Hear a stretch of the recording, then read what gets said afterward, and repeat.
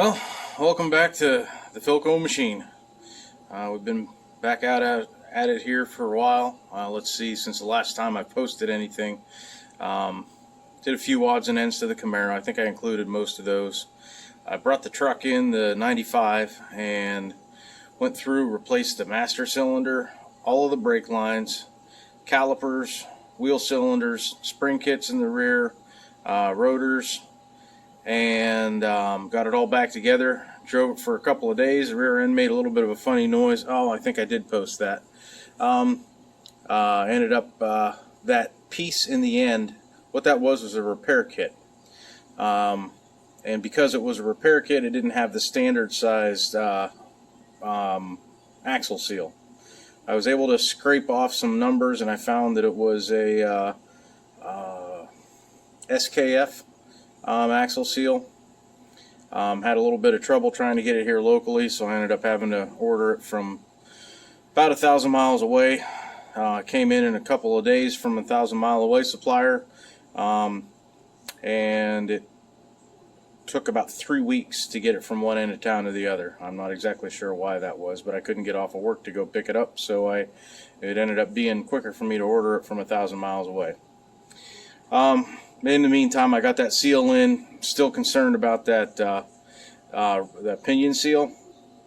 Sure enough, drove for a couple of days, and I could see that it was spraying gear oil all underneath the truck. So I pulled it back off the road, put it back on the lift here the other day, and put the new pinion seal in. I was getting ready to complete the emergency brake cables, because whoever had the truck before me had gone through and just took side cutters and cut all of the emergency brake cables out of it. I did replace the emergency brake cable from the inside of the cab out to the outside, and man, I'll tell you what, that was a bear. I ended up having to take the pedal assembly off. I was really concerned that I was going to have to take the dash out in order to get the pedal assembly off of there, because the one top bolt is buried up behind a bunch of stuff, and I thought for sure that I was going to have to take the inner fender out on the driver's side in order to get the cable snake back through. But as it turned out, I was able to take a 6-inch extension and reach up over top of all of the goodies and everything that were in the way. Got in there, got it all apart. Before I pulled the cable out, I had some leftover bare copper wire from when we were putting in electric fence. I think I'd used it for ground, and I tied that around the one end before I pulled the old cable out, so I was able to hook the new cable to it and pull it back up through, and sure enough, it worked pretty good. Got the new cable on there, and was getting ready to put the rest of the cables on, and the left rear cable, I just could not get anywhere with it. Started hooking it up, and it just looked like the spring was too long, so where you hook it into the arm, here, I'll see if I can walk over here and grab one. The emergency brake arm, this little doohickey, where it hooks in right here, from there to the hole in the backing plate was not long enough to accommodate for the spring. I thought, well, maybe it does need compressed, so I went online and looked at some YouTube videos, and there's some pretty good explanations on there how things go together. And that spring is pretty long, so it just did need to be compressed. But after it was completely compressed, the cable was pulled taut, and it still was about 6-8 inches shy of hooking up to the front cable I'd put in.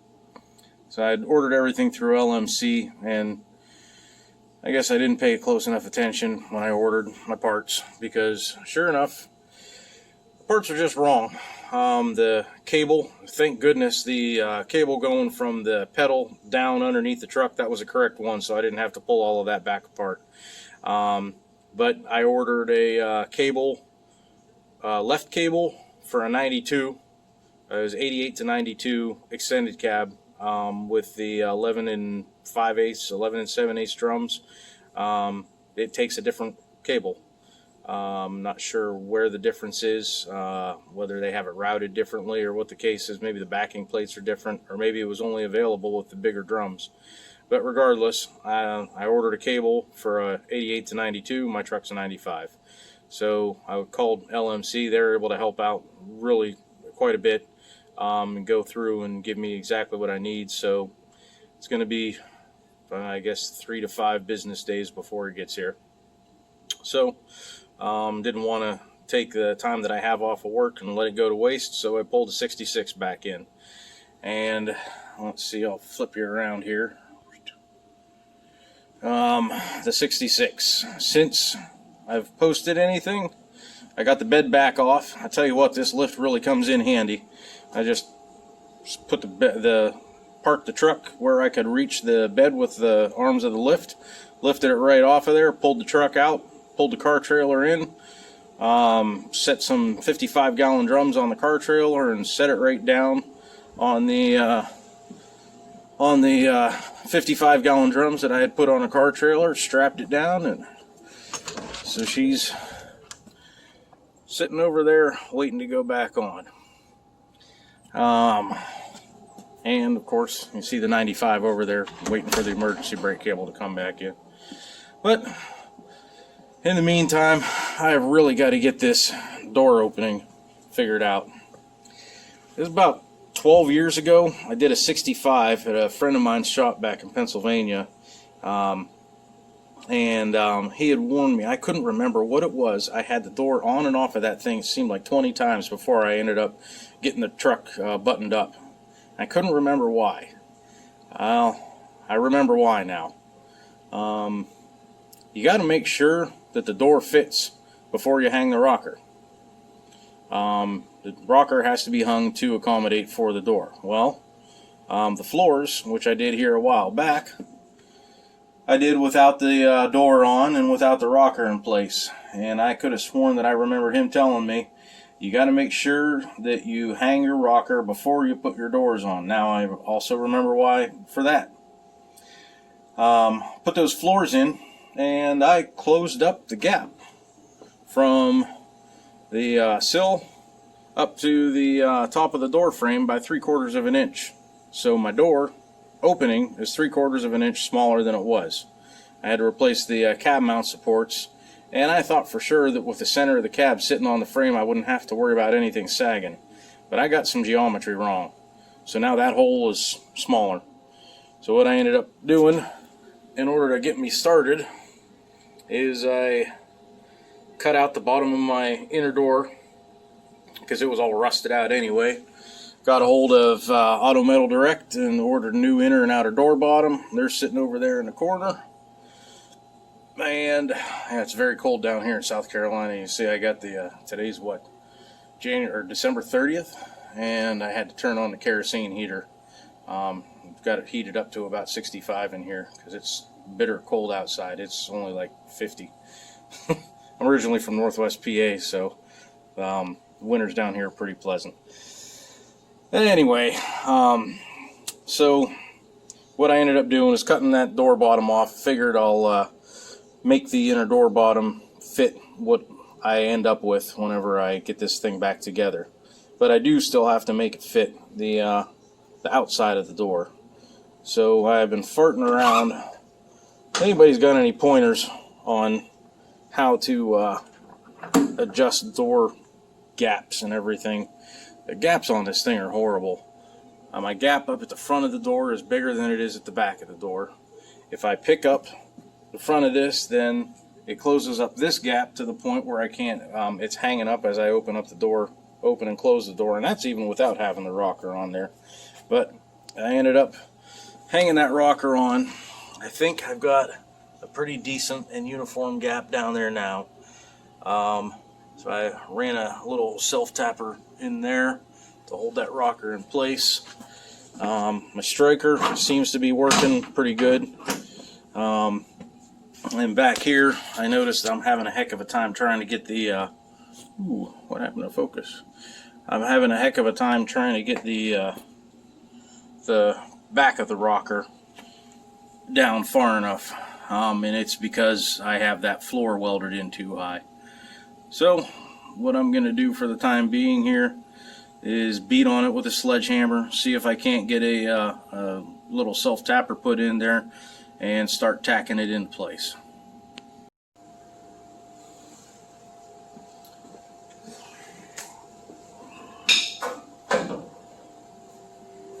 It looks like this, I'm hoping it's the rocker is too short, but I'm thinking maybe whenever I cut all of this out of here, that corner of the cab sprung.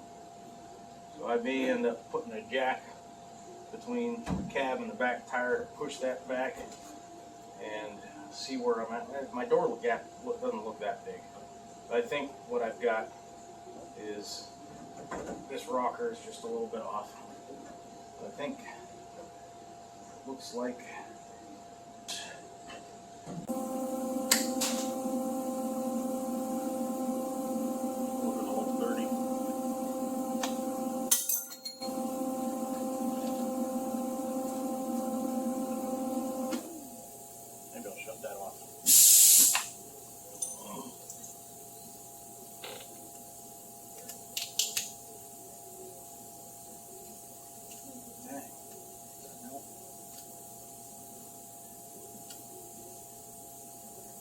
sure I get a good shield.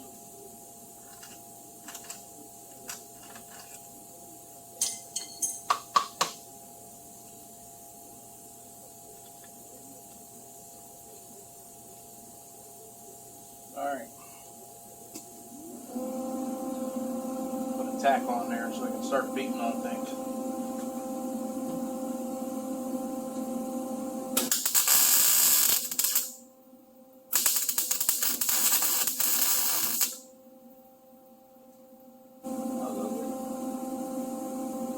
Okay, stuck pretty good there. Put one down here.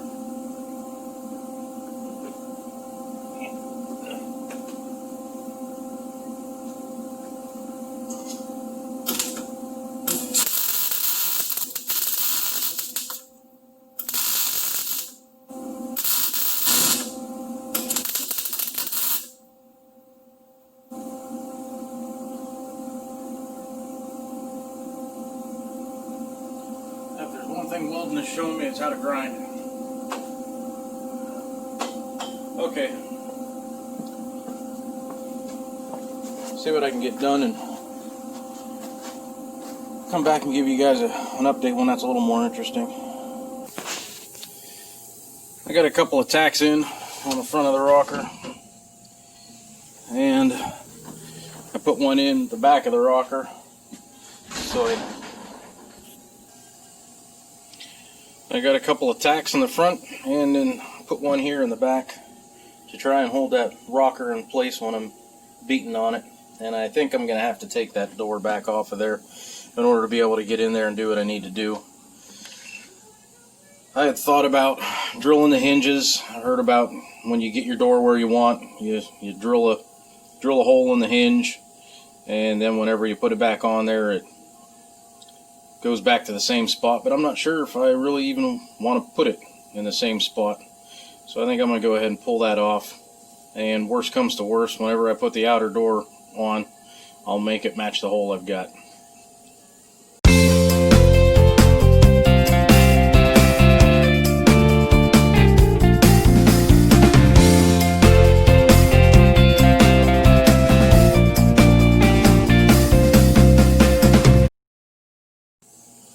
Okay, got the door off.